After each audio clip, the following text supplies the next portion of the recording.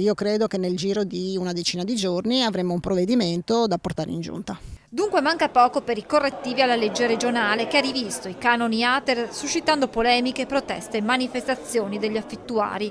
Lo scorso 30 settembre i 7 nuclei tecnici, uno per ogni provincia, hanno terminato di visionare 5.000 casi. Da questi 5.000 casi stanno predisponendo oggi una griglia di correttivi, di modifiche che poi verranno sottoposte al tavolo di monitoraggio previsto in legge, in cui siedono anche i sindacati, i comuni, oltre alle ATER. I correttivi riguarderanno soprattutto anziani e disabili, cercando appunto di salvaguardare quelle persone che comunque hanno la pensione sociale, hanno messo via un po' di soldi e oggi in base al criterio dei 20.000 euro di ISEE avrebbero delle difficoltà a mantenere l'alloggio. La Regione è al lavoro anche su altri parametri come quello del TFR o di eventuali rimborsi assicurativi che in alcuni casi hanno provocato un aumento sostanziale dei canoni d'affitto. I correttivi, spiega l'assessore Lanzarin, sono una risposta agli inquilini più fragili da un lato e dall'altro a coloro che sono in attesa di un alloggio popolare. 14.000 in graduatoria veneti, quindi insomma persone che aspettano e che sono sotto la soglia dei 20.000, la soglia di accesso.